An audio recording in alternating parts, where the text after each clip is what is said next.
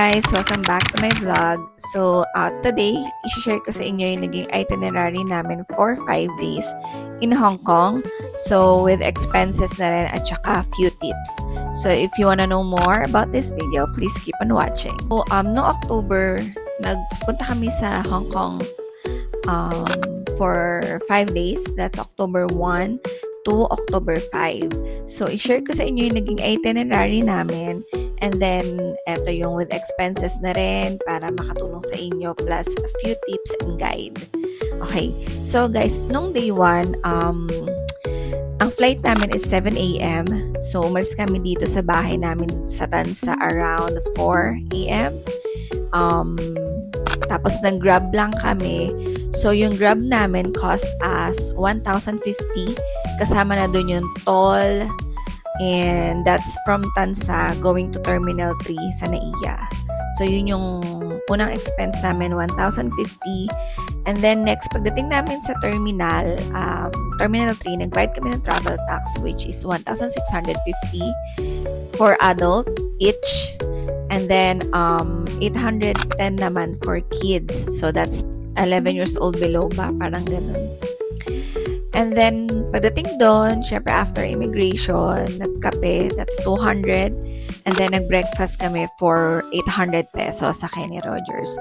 So, yung cost ng breakfast namin doon is 1,000 pesos na agad. And then, flight kami 7 a.m. Dumating kami ng Hong Kong ng 11 a.m. So, yung pagdating namin doon, lunchtime na. So, doon na kami nag-lunch. And meron kaming kinainan doon sa loob ng airport. That's around 50 HKD, Hong Kong dollars na to guys na meron dalawang ulam at saka isang kanin. So, ayan. So, Hong Kong dollars na yung ibibigay ko sa inyo guys. Tapos, hindi ko lang alam kung kailan nyo ito mapapanood. Convert nyo na lang sa Google. So, ayun siya. $50 each for our lunch. Tapos, ayun, pagdating doon, nag-withdraw lang kami ng pera. So, doon sa previous vlog ko, doon sa day 1 namin, doon sa part 1 ng Hong Kong vlog ko, shinare ko doon kung saan kami nag-withdraw ng pera na may pinakamagandang forex. So, check nyo na lang yun guys para doon na lang din kayo mag-withdraw. And then, sa loob pa rin ng airport, guys, doon kami bumili ng octopus card. So, yung octopus card cost us, so, ipepeso ko to guys, kasi ang ginamit ko dito is credit card. So, na-charge ako ng 1,248 pesos for each octopus card.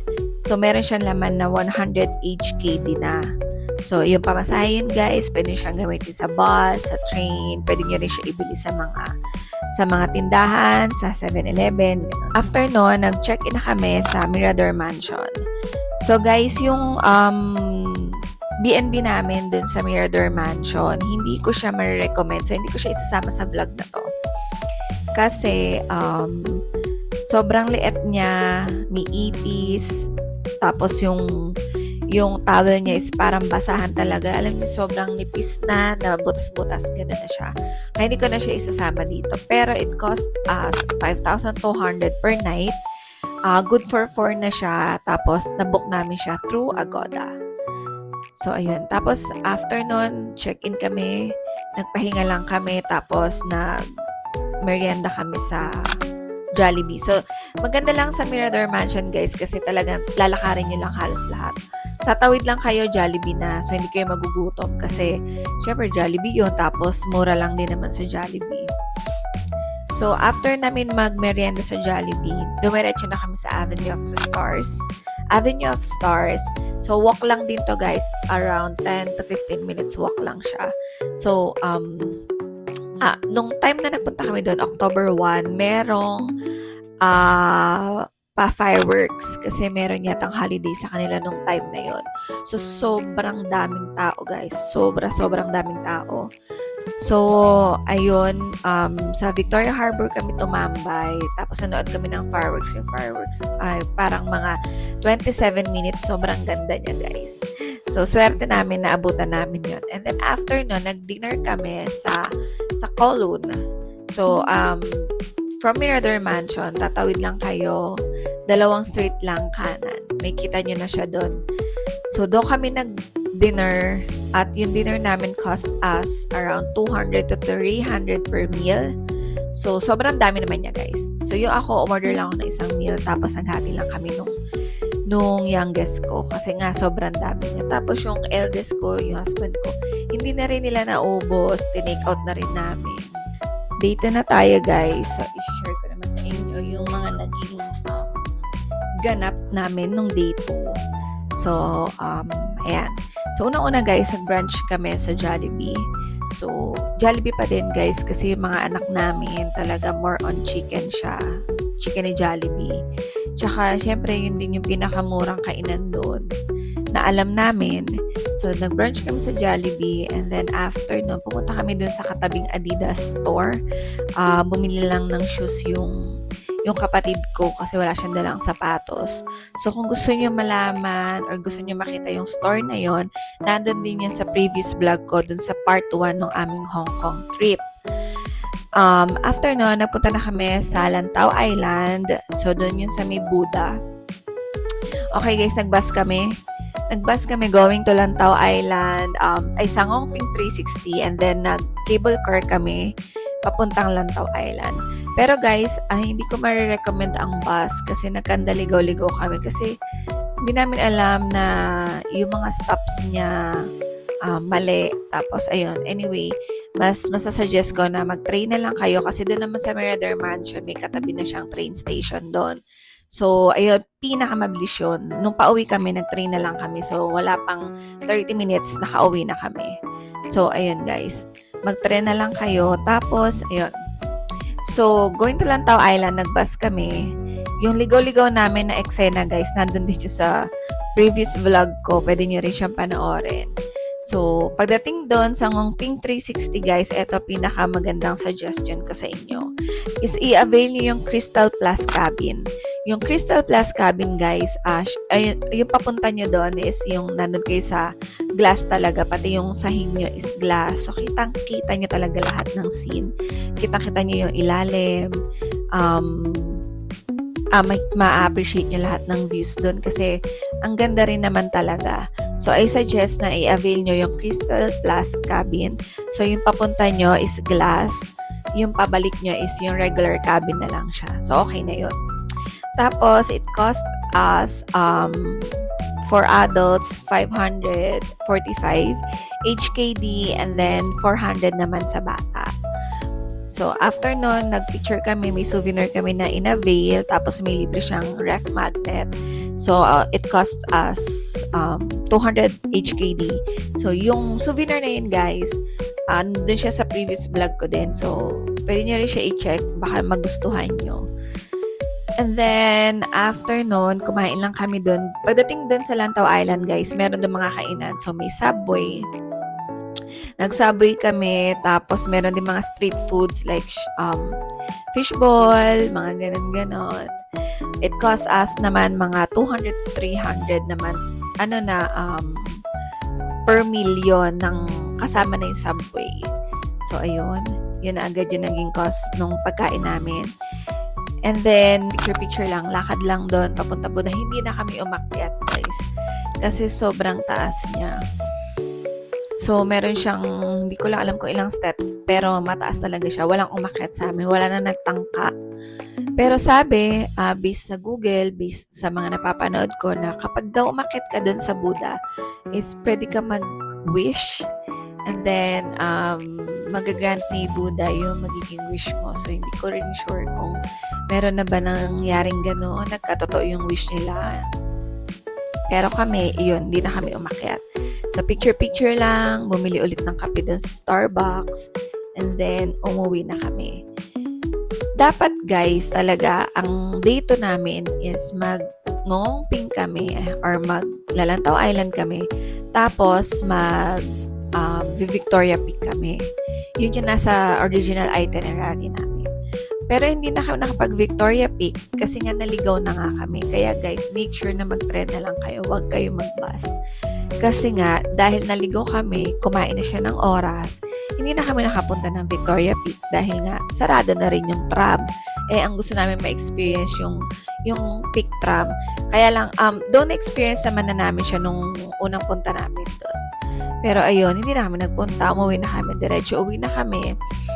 Pagdating namin ulit ng Kowloon, ayun, nag-dinner na ulit kami. Jollibee pa rin. So, Jollibee pa rin kami nag-dinner, guys. Kasi, again, mas mura siya.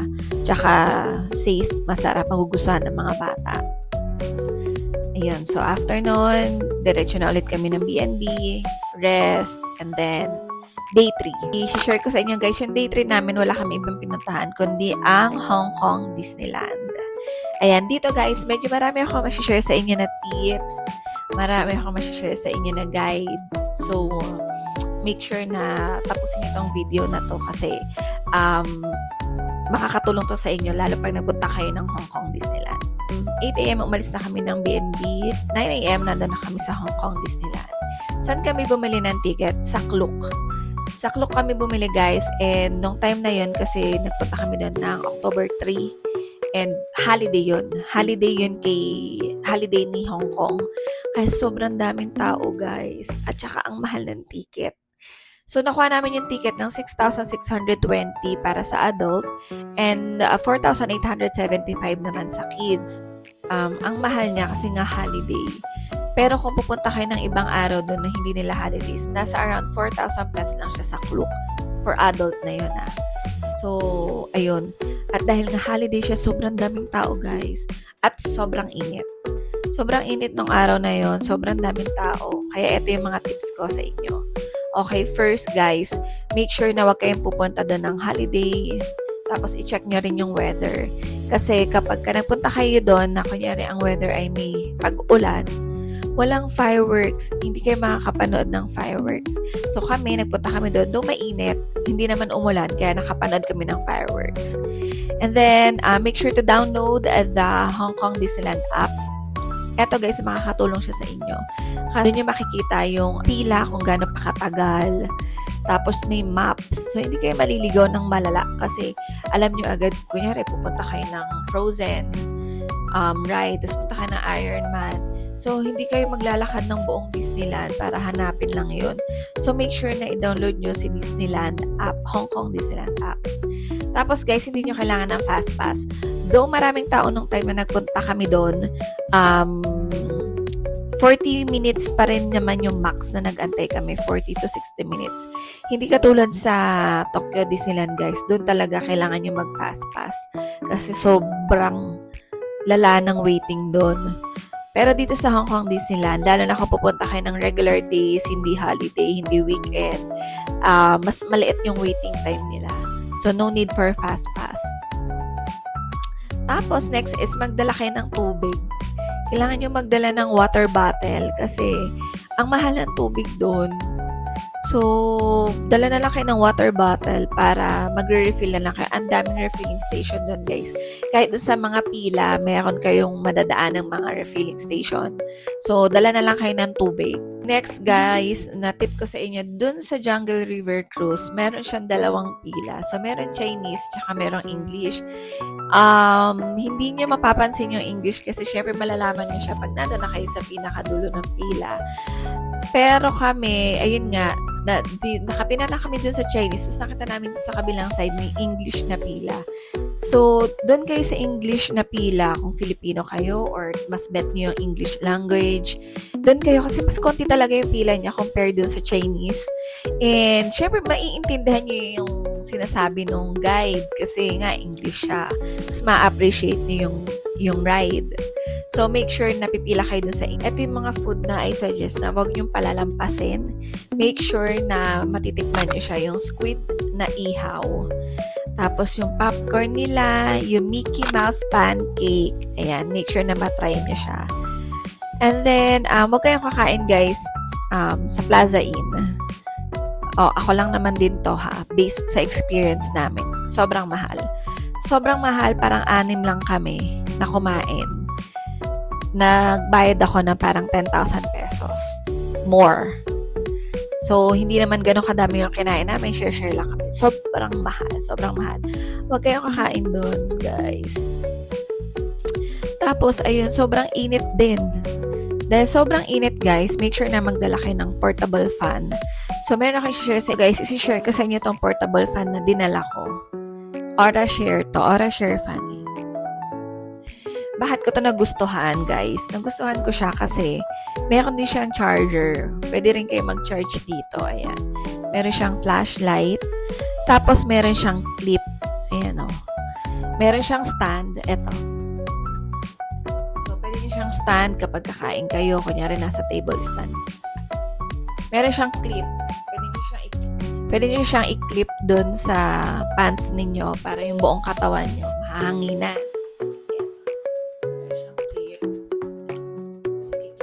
I-clip nyo dito yung damit nyo para yan.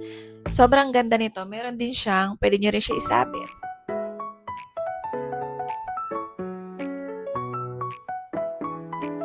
Sobrang ganda niya guys. Though medyo mabigat siya, pero ang tagal ng battery life nito.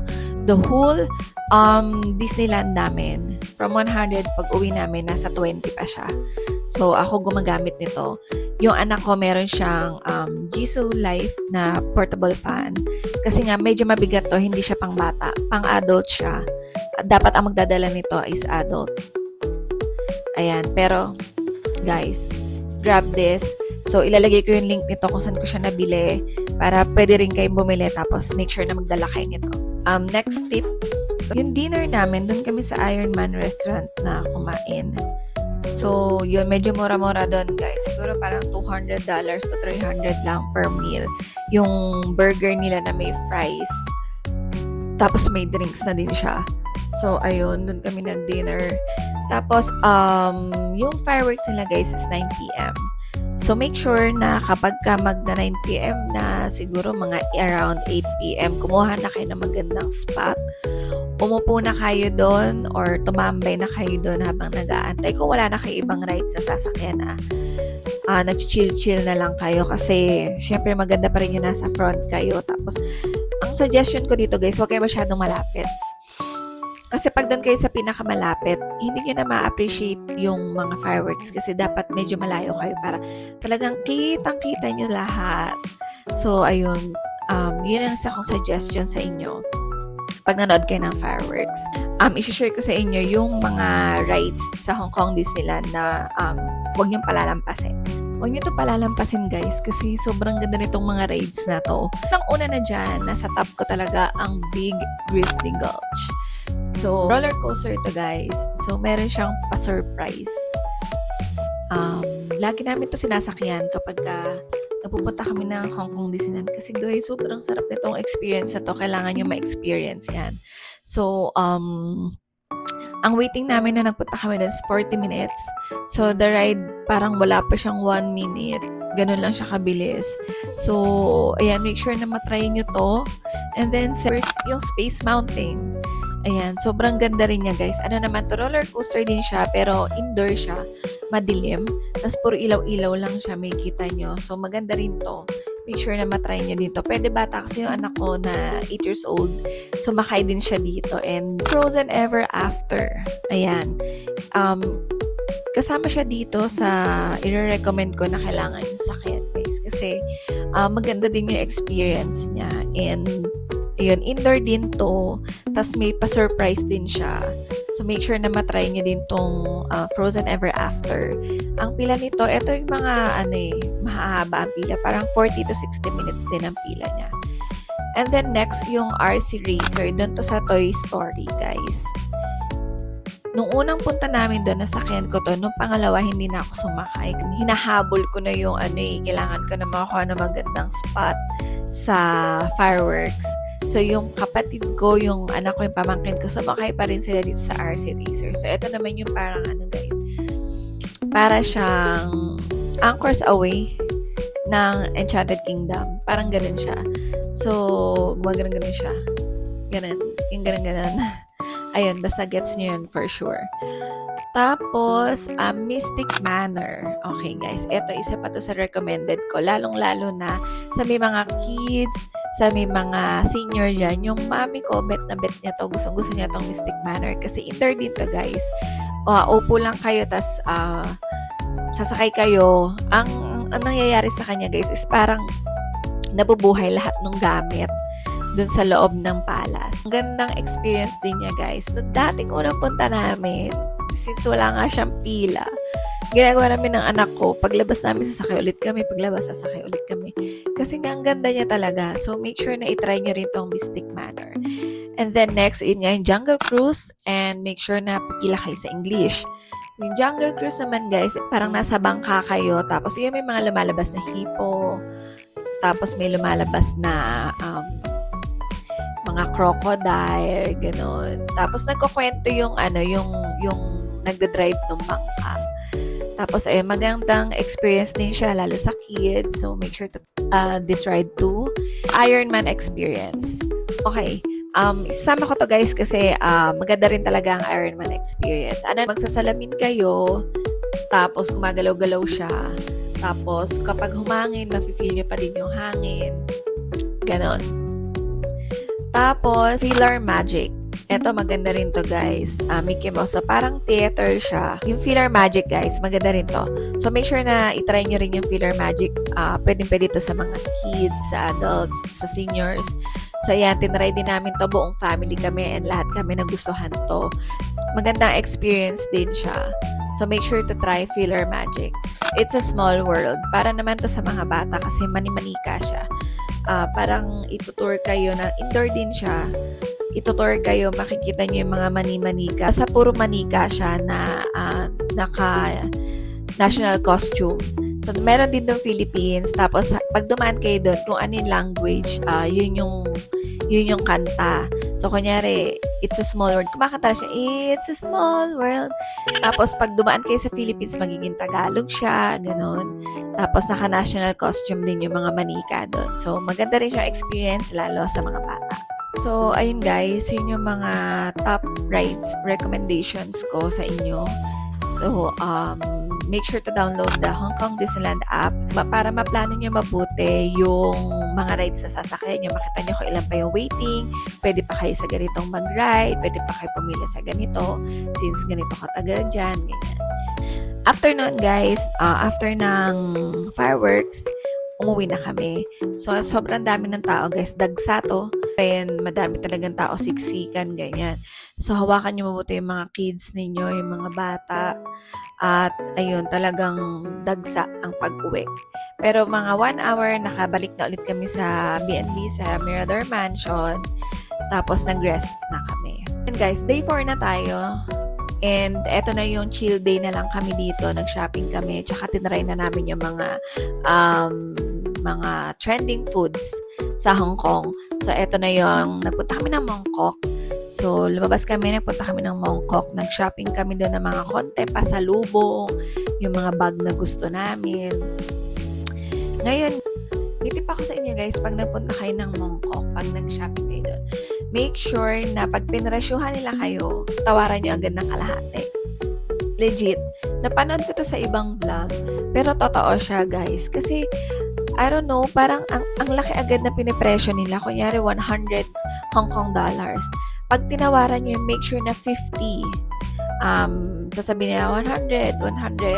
At magtanong kayo ng 50. Ganon. Pumapayag sila.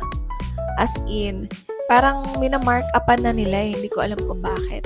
So, doon na kayo mag-start mag-bargain. May iba naman na hindi papayag, pero iba-bargain ka nila. Ibababa pa rin nila. Kaya sabihin nila, 80 only 80. I-bargain nyo ulit, sabihin nyo, 60. Hanggang sa papayag pa rin sila. So, dapat marunong kayo makipag-bargain dyan, guys. Kasi, ang taas nila mag-mark up dyan. So, make sure na tumawad kayo. Galingan nyo sa pagtawad. Tapos, after no, nag-food trip lang kami. Etong food trip namin, guys, ano na lang to, dito na lang, malapit na lang to sa B&B namin. Talagang walking distance lang. Lahat kasi dun sa Mirador Mansion, ay lalakarin nyo na lang. Kaya magandang, yung B&B namin, location-wise, okay talaga siya. Kasi talagang lahat halos lalakarin mo na lang. Hindi lang talaga maganda yung room. Kaya hindi ko siya ma-recommend.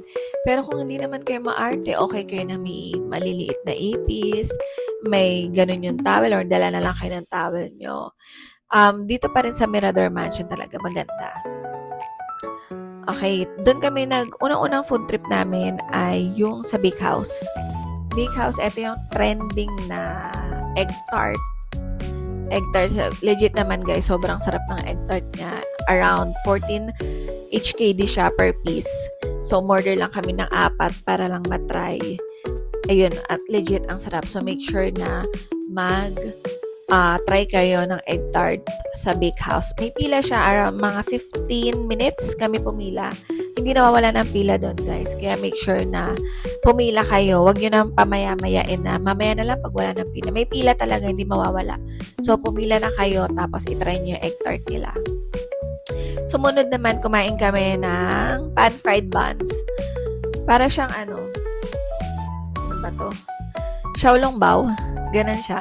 Tapos nasa Michelin guide. Siya, nasa previous vlog ko to. Makikita nyo to sa previous vlog ko dun sa part 2 ng Hong Kong trip namin kung saan to makikita.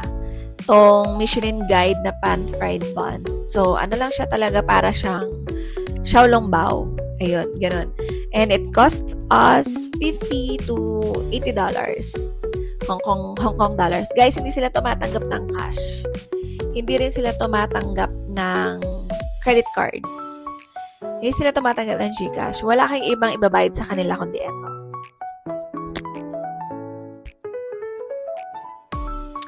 Octopus card. Octopus card lang ang tinatanggap nila. Kaya make sure na may laman ang octopus card ninyo.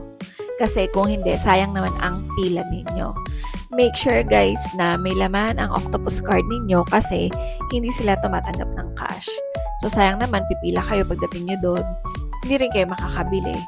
Hindi sila tumatanggap ng other payment method like credit card, GCash, walang ganun. So ayun, make sure na may laman sa octopus card.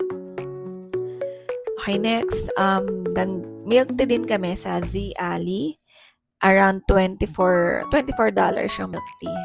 Pwede nyo na i-skip yung milk tea kasi parang so-so lang naman siya. Tapos, after nun, nag-pan-fried noodles din pala kami guys. Makikita nyo to dun sa aking previous vlog sa part 1. Pwede nyo i-try, pwede rin naman hindi. Basta yung buns, make sure na i-try ninyo. And then, ayun, bumalik na kami ng B&B at nagpahinga. Nag-empake na kami, nag-ayos na kami ng gamit namin kasi maaga ang checkout namin. 11 a.m. checkout na kami doon sa B&B, and then ang flight namin going back to the Philippines is 7 p.m. So, pagka-checkout, dumiretso na kami ng airport. Okay, guys. So, yung day 5 namin, wala na, halos talaga yun. Pauwi na kami nun. Wala na kaming ganap. So, nag-bus kami. Meron doon, makikita nyo yung, doon sa previous vlog ko ulit, guys. Meron doon, bus stop. Doon kayo pupunta. So, tatawid lang kayo. From Mirador Mansion, tatawirin nyo lang. Nandun yung bus stop na A5 ba yun? Or A1. Going to the airport. Ayun, pagdating doon, itatap nyo lang ulit itong octopus card sa pamasahe. O nga pala guys, gusto ko rin isuggest sa inyo na mag-download kayo ng app ng octopus card para nalalaman nyo kung magkano pa yung laman. So, pwede kayo mag-download ng octopus card na app and then ilalagay nyo lang tong card number ninyo. Malalaman nyo na kung may laman pa or wala. So, ayun. Pagdating namin ng airport, guys, inubos lang namin yung laman nito. Ito na yung binayad namin sa lahat. Nag-McDo kami.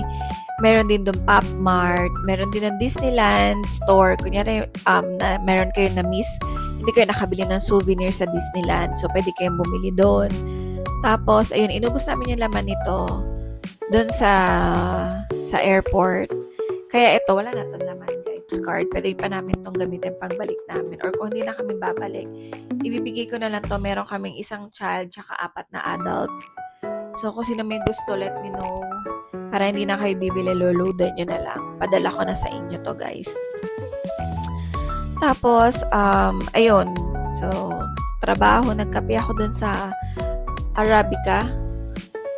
Nagkape ako doon, nagtrabaho ako doon. May wifi din naman. So, yung more experience namin, pwede nyo siyang panoorin yung vlog ko doon sa part 1 tsaka sa part 2. Overall, guys, masaya naman kasi buo kami. Buong family ko kasama ko. Nandiyan yung mga kapatid ko, mga pamangkin ko, family ko, parents ko, kompleto kami guys. Kaya yung experience na to nung nag-Hong Kong kami is sobrang saya. Ngayon lang kami nabuo na nag-out of the country travel kami. Madalas kasi hindi namin nakakasama yung bunso kong kapatid kasi nga may trabaho siya. Pero itong travel namin na to guys sa Hong Kong, sobrang saya dahil nga buo kami, kompleto kami.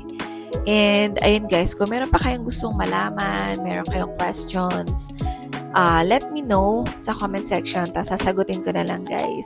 At ayun, sana nakatulong sa inyo na guys. Ayun lang, thanks!